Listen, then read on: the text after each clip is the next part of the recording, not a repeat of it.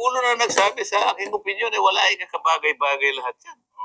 Narinig din naman ng Pangulo yung mga ganong klaseng pangungusap mula sa Vice President. Opo. Pero sabi niya, yung mga bagay na pinag-uusapan ninyo, na nauuwi sa ganyan, sa aking palagay, ay wala kang kahihinatnan niya. Marami tayong problema at mahahati lang ang atensyon ninyo. Para saan yan? Wala, sabi niya. Sa wala. O pagkatapos hahabi ka sa pamagitan ng iyong imahinasyon. May high crime dito. Ha? Kung yung mga, kasi meron silang isinama rito na, halimbawa, yung tungkol sa di umano ay pagkakaroon ng yaman, pero ang taon 2007 hanggang 2017, hindi pa siya Vice President Pero pwede bang isama yon? Paano mong isasama yon? Ang kanyang pagiging Vice President, ang importante dyan, kaya siya naging impeachable. Yung mayor hindi ini-impeach. Yung konsehal hindi na-impeach. Ang senador hindi na-impeach. Congressman hindi na-impeach. Ang judge hindi na-impeach. Bakit isasama mo yung aligasyon tungkol sa kanyang pagiging mayor o kaya vice mayor? Wala akong makitang impeachable offense sapagkat pagka vice mayor ka o mayor ka, hindi ka impeachable officer. Opo. Hindi ba nila alam kung sino-sino lamang? Tinukoy naman ang salig ng batas. Kung sino-sino lang ang pwedeng sumailalim sa impeachment. Distinguido po lahat yon. Kompleto yung listahan. Presidente, Vice President, Ombudsman, mga commissioner ng ating constitutional commissions. Tatlo yun Civil Service, COMELEC, COA, ayan, at saka po yung mga maestrado ng Korte Suprema. Yan lang po ang mga impeachable officers. Wala na po. Wala na. Kung ilalagay mo dyan, yung inaakala nilang ebidensya nung siya'y mayor, napakalayo naman natano. Yan ba? Yan ba yung pinagsikapan nila? Napatagal-tagal. Dalawa po yan yung mayor pa siya yung sa SALN at yung sa Davao Death Squad. Huwag na natin pag-usapan yan. Meron pang isa wala ako. Kwenta-kwenta. Ano pa? Eto pa.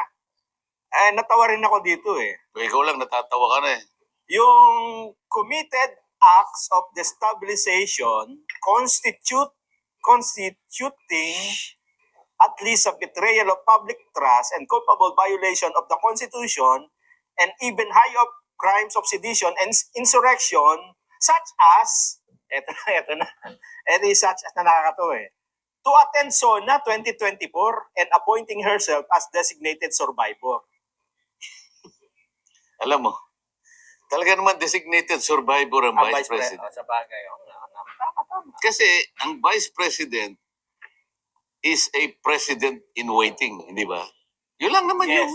Opo. Kaya tayo nag-invento ng opisina ng Vice President para kung ano man ang mangyari sa presidente. Hindi naman tayo magkakadawindang-windang. Meron kagad na papalit. Line of succession. Wala nga meron succession. Parte yun ng ating estabilidad. Di ba? Parte ng ating sistema bilang isang gobyerno. Kaya bakit hindi maintindihan? Kaya nga natawa ko rito. Ang taas pa, high crime. Talagang designated. So basahin mo yung saligang batas. Kapag may nangyari sa Pangulo sa anumang kaparaan, may namatay halimbawa, o kaya nagkasakit, hindi na niya kayang isakatuparan ang kanyang pananagutan. O kaya nag-resign. Sabay may kapalit ka agad. Designated talaga siya. Tama. Kahit hindi niya sabihin ako ang designated survivor. Kaso, ang iniisip nila kasi, nakapako doon sa Netflix. Meron kasing pelikula, napanood ko yun Yes. Napanood ko yun. Napakahaba. Unti-unti. Pero natapos ko. Ayun nga. So, sapagkat doon, talagang inusig naman ng Pangulo. Talagang may pagtatangka. Isa naman sinabi niya lang, I am the designated survivor. Kasalanan ko ba kung nervyoso kayo? Kanya. So kung itinan nyo na, baka hindi nyo napansin Yung number 1, ay wala. Talaga ba ito yung pag-uusapan natin itong walang kakwenta-kwentang bagay na ito? Storm in a teacup po ang topic natin. Number 1, number 4, number 5, number 6. Ito yung number 7, nakakatawa rin, Kong pati Teka muna, yung ibang number, halos ganun din ang description is, yun ang, kasi yun ang mas nakita ko, pero na destabilization. yung parang may ano to eh, yung ihuhuli ko, yung parang ito yung, parang ito lang ang pwedeng may basihan. Ha? Dito muna tayo sa mga nakakatawa. Ito kasama makeup nito ng Vice President tsaka lipstick. Kong pakinggan nyo mabuti ha, kung ba't ko nabanggit. Totality of the Vice President's conduct. Profanity? Totality. Kabuuan Profanity. Oh. of Vice President's conduct clearly displays conduct constituting a betrayal of public trust, culpable violation of the 1987 Constitution, and graft and So, corruption. ano-ano yung kabuuan ng kanilang naisip o nakitang aksyon ng ating pangalawang Pangulo na maaaring sa kanyang kabuuan ay matatagurian nilang isang betrayal of public trust. Ano yun? Totality lang. So, inisip ko dito, kasama yung pag-makeup, di ba? Sinabi niya totality. So, from head to toe ito. Oh, Hindi, siguro ibig nila sabihin, magmula lahat ng kanyang mga pinagsasabi, lahat ng ginawa niya. lahat ng ginawa niya na maaaring hindi nila nagustuhan at lahat ng ito'y inakala nila na kapag ito'y pinagsama-sama mo, ay ang sa kanyang kabuuan ay talagang destabilization plot. Halimbawa, ano ba yung ginawa niya? Nakalagay ba dyan? Hindi, pwede bang gano'n? Napaka-general na totality. Tatanungin ko nga sila, di ba? Pag nandun na ako, senator judge ako, di ba? Ay, sinasabi. Tama naman. Kasi, dadalhin niyo ako doon di ba? Kaya nga ngayon, takot na takot siya. Kinakailangan niya hindi makalusot. Bantayan nilo yung isang yan. Delikado tayo dyan. Di ba? Yes. So, 5 na po yan. Yung sinabi ko kanina, una yung assassination, di umano, SALN, DDS. Dinescribe ba kung paano yung assassination plot? Sinabi ba? Yun lang yung sinabi lang na as publicly admitted by her in a live Oo broadcast. nga, sinabi niya lang, pag ako'y napatay, Yun lang.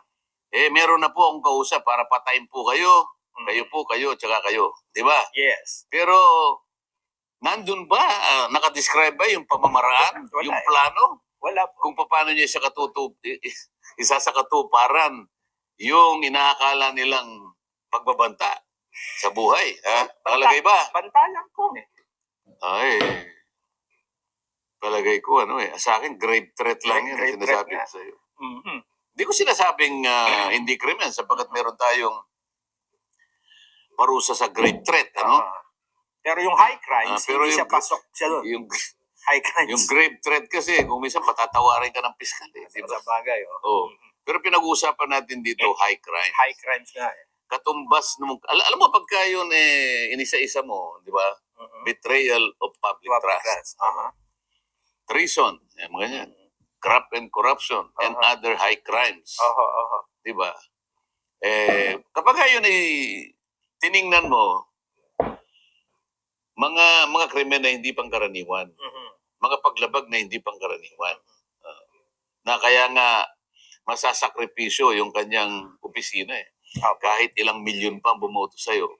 Kasi yung katapat ng impeachment, sisirain mo, aalisan mo ng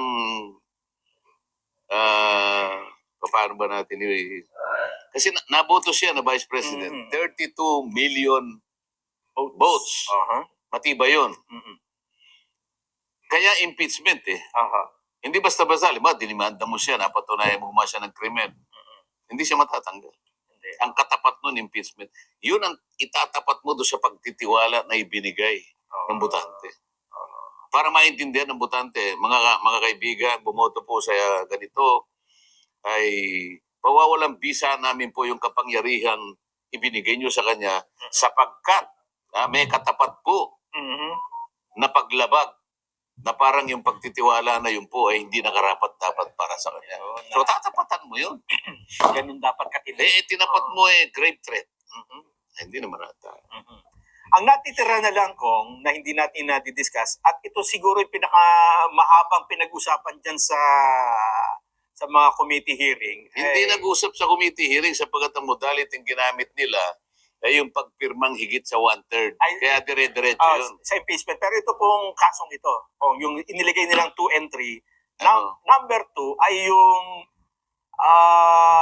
misuse and malversation of confidential funds sa OBP at sa DepEd. Yan ang pinakawalang kakwenta-kwenta. Ako masasabi ko sa'yo, Ito pa. sapagkat nag-attend ako ng kanilang hearing. Aha. Nung itanong ko sa kanila, audit observation memo pa lang po yan. Mhm. Dyan pa lang po sa audit, sa Commission on Audit, initial findings lang po yan. Aha. Initial findings, ibig sabihin, pwede pong questionin ang resulta po ng inyong pagsusuri. Mhm. Pwede pang questionin ang resulta ng inyong audit.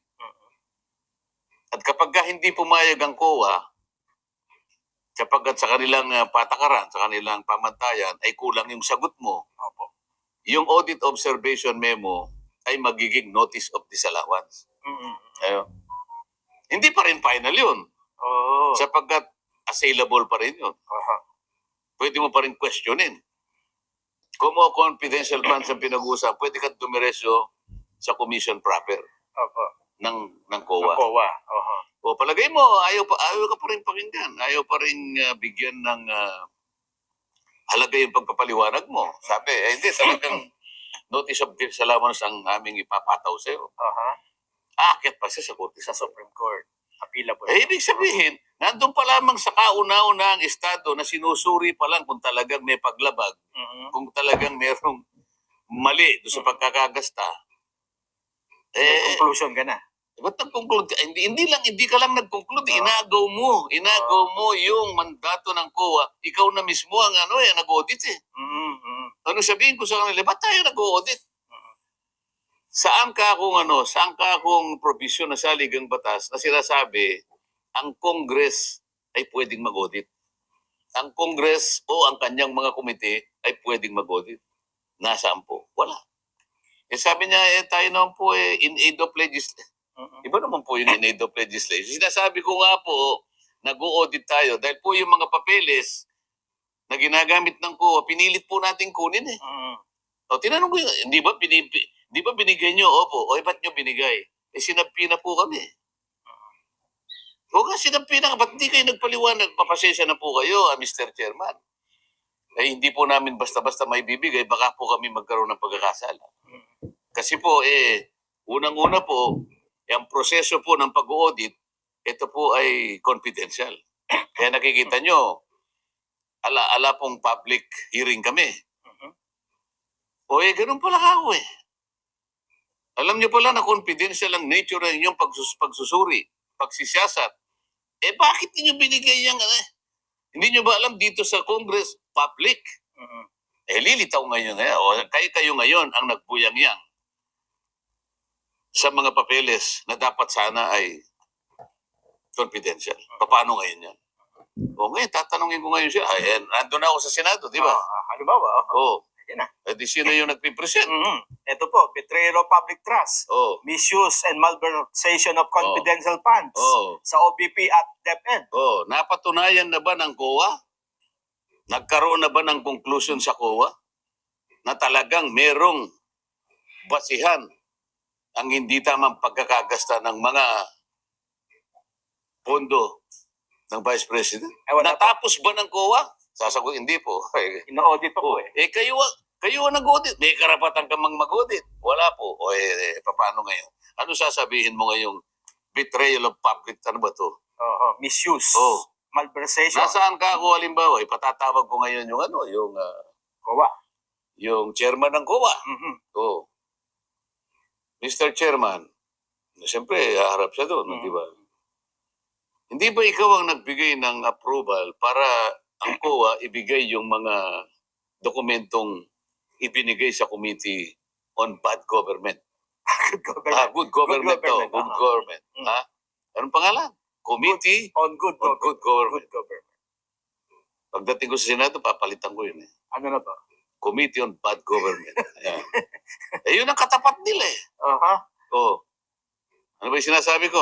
Aha. Saan ba ako papunta ron? Nakalimutan ko tuloy. Yung audit ng COA. Kaya nga. Wala pa. Hindi, yung papel. Hindi ba ikaw ang nag-approve nung sinabi na ang Commission on Audit, Mhm. ikaw ang nagbigay ng approval. Opo, opo, Oo. opo. Kunyari, ikaw si, ang pangalan ng COA chairman, Goa. Opo. Gamaliel Cordoba. Nag-aral Oh, si Gamaliel. chairman, kamo sa'yo. Yan baka kung pagbibigay mo ng approval, isinangguni mo ba sa mga kasama mo sa komisyon? Hindi po yata eh. Kasi nagmamadali yung... Oo, mali ka. Sapagkat hindi mo ba alam na ang Commission on Audit is a collegial body? Ay, alam ko naman po, alam ko. Alam mo pala. Bakit ikaw lang ang nagpasya? Alam mo bang ikaw pwedeng ma-impeach dito? Impeachable lang. Oo. Ganun. Hindi ba sinabi ko rin sa iyo, ang commissioner ng Mangoa, commissioner ng CSC, commissioner ng COMELEC, ay impeachable officers. Delikado pala. Dito pa lang, halimbawa, pagtatatanungin mo yung mga yun. Attorney. Baka mamaya, kamukha nung attorney nung yung vlogger, yung bata mo. Yung bata mong vlogger. Nako. Ito pa talaga yung pag-uusapan natin sa hapon Meron ito. pa. Oo nga. Kung alam mo lang ito yung pag-uusapan natin, alam mo. 6 na. May isa na lang natitirang articles at yan ang babalikan natin. Magbe-break lang po tayo sandali. Abangan nyo kasi Wala pa tayong Vox Populi. wala na tayong Vox Populi kasi meron pa tayong hahanaping West Philippine Sea mamaya. Pero Senyos na senyos yung... yes, ubusin lang natin itong articles of impeachment. Kung dun sa na-discuss na natin, yung sa 7 articles of impeachment, isa na lang ang iniwan ko. So, Yan ang pinakamabigat. ito siguro yung pinakamabigat. Kasi inisa-isa na natin eh. Mula dun sa pinakamababaw, Bigatan mo, ha? mukhang mapakabigat ito, Kong, ha? Number 3, betrayed public trust and or committed bribery and or other acts of graft and corruption, including distributing monetary gifts to DepEd officials holding procurement-related functions. Anong... Napatunayan nila yung bribery. Kasi alam mo, Nelson, pagka bribery, kaya ka nagbigay ng pera sa isang tao, lalong-lalo na meron siyang posisyon. Meron kang gustong ipagawa sa kanya. Yes, opo. Di ba? So malinaw ba na nung sinasabi nilang nagbigay ang Vice President, aligasyon lang naman eh. So granting halimbawa, kunyari may nagbigay talaga. Halimbawa, Specific ba na yung pera na yon ay para may gawin yung binigyan? Kasi dapat ganun eh. Kasi kung halimbawa nagbigay ka lang dahil sa gusto mong magbigay, wala ka naman pinagagawa sa kanila. Na... Hindi bribery yun. Ganun ba yun? Binigyan kita ng pera. Palagi naman kitang binibigyan eh. Di ba? Nung makakakaraan, hindi na ako. Pero meron akong gustong pagawa mo na labag sa batas. Bribery yun. Pero kung halimbawa Natuwa ka na.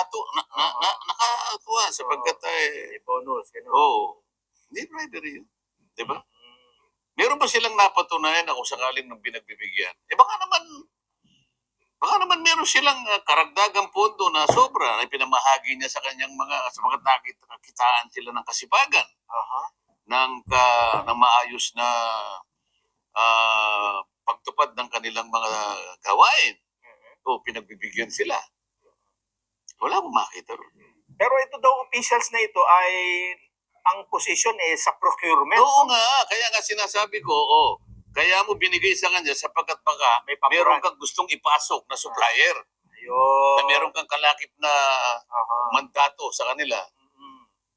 Pakibigyan mo ng yung kasi pagka sa post-qual ka niya, huwag mo nang hanapan ng yung mga requirements. Baka ma-disqualify. Kasi may post-qual di ba? Opo. Pangkaraniwan, hihigpitan sa post-qual para sa ito. Ituloy-tuloy mo na. Ayan ang bribery. Kung wala naman, paano? Napakahirap patunayan nun eh. Halimbawa, nandun na naman ako sa Senado. Ibig mo ba sabihin na may gailang na wala namang kaukulang gagawin yung pinagbigyan para palitawin na merong dapat na kilingin o kaya dapat na magkaroon ng advantage sa supply at kahit na baluktutin ng ibang mga proseso ay gagawin nila sapagkat nagbigay ka. Mapapalitaw nyo ba yan? Ano ang napalitaw ninyo? Wala po kasi. Magsiwi na kayo lahat ka. Di ba? Establish mo na yun. Itigil na natin ito. Nagsasayang lang tayo ng pera. Tama yung sinabi ni Pangulong Bongbong. Di ba? It's a storm in a teacup. Yan na nga yung sinasabi ko sa inyo. Napakadalubhasa kayo dyan. Pagkatapos wala naman pala kayong mapapatunayan. Bakit yung pag nagbibigay sila ng akap, akala mo ba yun ay lalong mas magano yun, di ba? Yun, lantaran. Tatanungin ko, halimbawa, saang provision ng ating tuntunin dito sa House of Representatives? Kahit na sa ating mga House rules natin, committee rules, halimbawa, o saligang batas, saan nyo po mababasa na isang congressman o kaya yung speaker pupunta sa isang lugar, magsisisigaw ng gano'n, siyang mamimigay ng pera. Tama ba yun? Wala kami tungkulin na gano'n. Yun, babagsak sa bribery yun eh. Lalo na ngayon, magsisimula ng campaign season halimbawa. Pagkakamalang kang bumibili ka ng boto, pero akap yun eh, AX, tupad. Yun lamang, alam mo yung guarantee letter na pinadadaan sa amin, Nelson? May sakit yung isang constituent. Pupunta sa amin. Gagawa yung mga staff ko, kasi may sakit, ibigay niya yung medical abstract na kailangan ng ganitong halaga. Karaniwan, mahihirap. So gagawa kami ng guarantee letter para i-cover yun. Ibigay niya sa ospital para sa ganun, mailibre yung kanyang expense. Yes, opo. Kailangan bang ipadaan sa amin yun?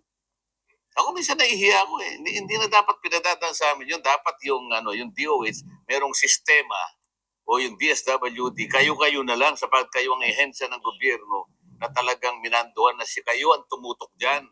Kami, tagagawa lang kami ng batas. Hindi. Ang nangyari, dahil sa gusto nilang magpasikat, lalong-lalo na pagka-eleksyon, kailangan sila pang magbigay. Pamumukha mo ba sa tao? Utang na loob mo sana. Akong gumawa ng GL mo, guarantee letter. Hindi po eh. Wala po kayong utang na loob sapagkat yun po ay pera ng gobyerno po yun. Pinadaan lang sa amin. Kahit pa paano sinasabi ko yun eh. Pero yung mga kasama ko, hindi. Para bang gusto nilang palabasin, galing sa bulsa nila yun. Kaya yung tao nananatiling na nag-uutang na loob, parang ganun na lang po, salamat po. Ay sabi ko, pagka ako'y pumunta sa ibang lugar ngayon, kunin niyo po yung pera na yan. At huwag kayong magte-thank you sapagkat yung pera po niya. Pera ng taong bayan. Huwag kayong magte-thank you. Huwag kayong pabubulag sa mga yan. Sabi ko. Totoo naman eh. Tama. Tapos bribery dyan. Parang binabribe mo na rin ang tao eh. Lantaran, ikaw nga eh. Bakit? May katapat na boto eh. Ito may consideration eh. Pero dyan sa sinasabi mo, wala pa nakitang na-prove nila na mayroong consideration. Namigay siguro sila. Problema na nila yon. Anong consideration? Wala man sila sinabi. May pinagagawa ba sila doon sa mga pinagbigyan ng kung ano-anong pera na yon? Kung sa hearing ko, wala kang lumitaw. Wala na. Nandun ako eh. Hinihintay ko nga na tatanungin siya, madam, isa ka po pala sa nakatanggap ng ganito, ilang buwan ka nakatanggap? 3 buwan po. Ano naman ang pinagagawa sa'yo? Di sana nagsalita. Anong kapalit? Ang gusto po nila kasi, yung pong supplier X, ay yun po yung palagi ko pinapasok dito. Bribery talaga yun. Di ba? Baka nagkaroon sila ng idea kung na gawin. Sinasabi ko na nga eh. Partida ko na sa kanila yun eh, di ba? Kaya mahirap naman gumawa ng kwento. Bubuking din eh. Partida ko na po sa inyo yan. Kasi kahit ano pong gawin ninyo, pag nandyan na po, tingnan natin kung makakalusot kayo. Bago tayo siguro magtapos, ang sinasabi ng iba, nakabreak ang Senado. Babalik sila June 2. So, i-convene ang impeachment court. Aabutan sila ng pag-expire ng termino. Ano ba, pwede bang ituloy ng mapapalit na mga mahalal na bagong Senado? Alam mo, may nakikita kong pangangatwiran eh. Nanggagaling din sa House of Representatives. Parang gusto nilang ipasok yung ganitong argumento. Okay, ano yan? Ang nag-break lang naman, sabi niya nga, yung break sabi niya, applicable lang sa aming legislative function. Sabi niya gano'n. Ang ibig nilang sabihin nito, ang impeachment complaint hindi kasali sa legislative function. Kasi sabi nila, alam naman ninyo, pagka impeachment complaint, sui Generis. Mhm. It's one of its kind, sabi niya ganun. Okay. So hindi mo pwedeng i-classify sa nakagaya ng isang panukalang batas na namamatay Mhm. pagkatapos na Pagpalit. matapos Yung Congress. ang termino ng isang kongreso. Mhm. So meron akong pag-aalala dito na parang ang gusto nilang mangyari kahit na hindi tinalakay ngayon Mhm. ng kongreso, ibig sabihin ng Senado, Senado, oo. sapagkat hindi po pwedeng matapos eh. Mhm. Ang resumption namin is January 2. Mhm. June 2. June 2. Opo. Okay? Ngayon, yung June 2, ang term ng 19th Congress, ng present Congress, hanggang June 30. Aha. Pero hindi naman lahat ng session days eh. Yes. Palagay ko, matitira na lang na, baka 10 days na lang. Mhm. So, June 2 to 30, 10 days lang ang matitira dyan. Mhm. Eh, pangkaraniwan, bibigyan mo ng 10 araw ang pangalawang Pangulo para mag-comment. Mhm. So, hindi rin matatapos. Mhm. Sa mga kapatid, parang iniisip nila, natapos nga yung 19th Congress. Mhm. Pero, Pero- impeachment court. Ililipat namin yan. Aha. Teka, pero ang magiging problema dyan, magiging iba yung complexion ng 20th Congress. Oo, yung composition. Eh kung halimbawa sabihin ng mga bago dito, Mhm. hindi kami papayag dyan. Mhm. Yung impeachment na yan is the handiwork of the last Congress. We have nothing to do with this.